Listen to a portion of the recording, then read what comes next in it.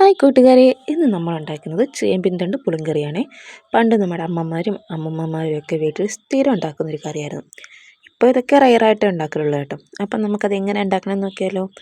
അപ്പോൾ അതിനായിട്ട് ആദ്യം വേണ്ടത് ചേമ്പിൻ്റെ തണ്ടാണ് കേട്ടോ. ഇതിൻ്റെ ഇലയൊക്കെ കളഞ്ഞിട്ട് തണ്ട് മാത്രം എടുത്തു. ഇനി ഇതിനെ ജസ്റ്റ് ഒന്ന് കഴുകിയെടുക്കുക. വലിയ ഡീപ്പ് ക്ലീനായിട്ട് കഴുകണ്ട.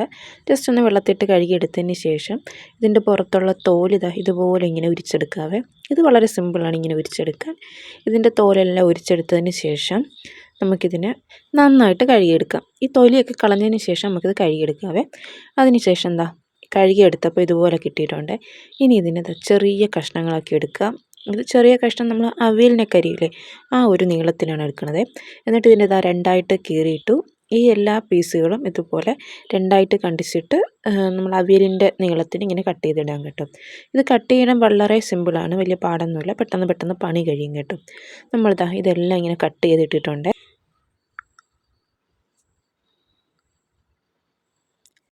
അപ്പോൾ നമ്മൾ കറിക്ക് മസാലയായിട്ട് മുളക് പൊടി, മല്ലിപ്പൊടി, മഞ്ഞൾപ്പൊടി, ഒരു ചെറിയ നെല്ലിക്ക വലുപ്പത്തിൽ പുളി, കറിവേപ്പില, ഇത് ഇത്രയും മസാലയൊക്കെ ആയിട്ട് മാറ്റി വെച്ചിട്ടുണ്ട്. അത് കഴിഞ്ഞിട്ട് ഞാനൊരു സവാളയും കൂടി അരിഞ്ഞിട്ടിട്ടുണ്ട് കേട്ടോ. ഇത് നമുക്ക് ചെറിയുള്ളിയാണ് കുറച്ചുകൂടി ടേസ്റ്റ്. അപ്പോൾ ചെറിയുള്ളി കിട്ടാത്തത് കൊണ്ട് ഞാൻ സവാള ഇട്ടതാണ് കേട്ടോ.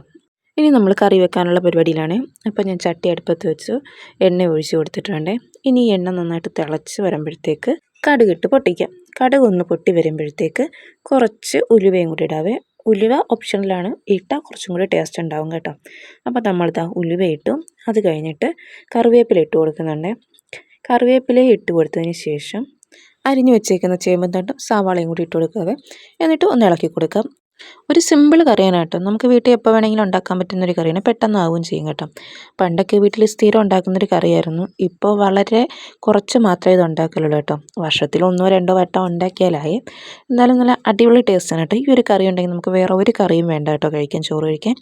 ചേമ്പിൻ്റെ തണ്ട് വെച്ച് നമ്മൾ പുളിങ്കറി ഉണ്ടാക്കും. പിന്നെ നമ്മൾ തേങ്ങ വറുത്തരച്ചും പച്ചക്കരച്ചും ഒക്കെ തീയൽ കണക്കൊക്കെ വെക്കാം കേട്ടോ. ഇതിൻ്റെ ഇലയാണെങ്കിൽ നമ്മൾ ചേമ്പിലേപ്പം ഉണ്ടാക്കി അടിപൊളി ടേസ്റ്റാണ് ചേമ്പിലേപ്പം കേട്ടോ. അപ്പോൾ എല്ലാവരും ഈ കറികളൊക്കെ ഒന്ന് ട്രൈ ചെയ്ത് നോക്കണേ. ഇപ്പോൾ ആരെങ്കിലും ചെയ്യാത്തവരുണ്ടെങ്കിൽ ചെയ്ത് നോക്കുക, അടിപൊളി ടേസ്റ്റാണ് കേട്ടോ. അപ്പോൾ ഇനി നമുക്ക് മസാലയായിട്ട് നമ്മൾ മാറ്റി വെച്ച മുളക് പൊടി, മല്ലിപ്പൊടി, മഞ്ഞൾപ്പൊടി ഇട്ട് കൊടുക്കാവേ. ഇതൊന്നിട്ട് നന്നായിട്ടൊന്ന് മൂപ്പിച്ചെടുക്കാം. അപ്പോൾ ഇതിൻ്റെ ഈ പച്ചമണമൊക്കെ അങ്ങ് മാറും കേട്ടോ. മുളക് പൊടിയുടെയും മല്ലിപ്പൊടിയുടെ ഒക്കെ അതൊന്ന് മാറുന്ന വരെ ഒന്ന് മൂപ്പിച്ചെടുത്തതിന് ശേഷം കുറച്ച് പുളി നമ്മൾ നേരത്തെ എടുത്ത് വെച്ചില്ലേ, ആ പുളിയും കൂടെ പിഴിഞ്ഞൊഴിക്കാവേ. അപ്പോൾ ഞാൻ പുളിയും കൂടി പിഴിഞ്ഞൊഴിക്കുന്നുണ്ട് കേട്ടോ. പുളി ഒഴിച്ചതിന് ശേഷം ഞാനിവിടെ 2 ഗ്ലാസ് വെള്ളമാണ് ഈ കറിക്ക് വേണ്ടി എടുക്കുന്നത് കേട്ടോ. കാരണം ഞാനെടുത്ത മുളക് പൊടിക്കും മല്ലിപ്പൊടിക്കും നമ്മളെ ചേമ്പിൻ തണ്ടിനുമൊക്കെ എനിക്ക് 2 ഗ്ലാസ് വെള്ളം മതിയായിരുന്നു കേട്ടോ. അങ്ങനെ ഞാൻ 2 ഗ്ലാസ് വെള്ളം ഒഴിച്ചു. ആവശ്യത്തിന് ഉപ്പും ഇട്ട് നന്നായിട്ട് ഇളക്കിയിട്ടുണ്ട്. എന്നിട്ടിത് അടച്ച് വെക്കാം. ഇത് നന്നായിട്ടൊന്ന് വെട്ടിത്തിളച്ച് നല്ലതുപോലെ തിളയ്ക്കണം കേട്ടോ. തിളച്ചതിൻ്റെ വെള്ളം അങ്ങ് വറ്റണം. അപ്പോൾ നമ്മൾ ഒഴിച്ച വെള്ളത്തിൻ്റെ പകുതി ആവണം കേട്ടോ. കറി നല്ല കുറുകി വരും വറ്റിക്കഴിയുമ്പോൾ. അപ്പോൾ ഇങ്ങനെ ആയിട്ടുണ്ട് കറി. അപ്പോൾ ഇങ്ങനെയാണ് നമ്മൾ ചേമ്പിൻ തണ്ട് പുളിങ്കറി ഉണ്ടാക്കുക കേട്ടോ. വളരെ സിമ്പിളാണ്. എല്ലാവരും ഒന്ന് ട്രൈ ചെയ്ത് നോക്കണേ. അപ്പോൾ വീഡിയോ ഇഷ്ടമായ ഒന്ന് ലൈക്ക് ചെയ്ത് കമൻറ്റ് ചെയ്യണേ. മറ്റൊരു വീഡിയോ കാണാം. ടാറ്റാ.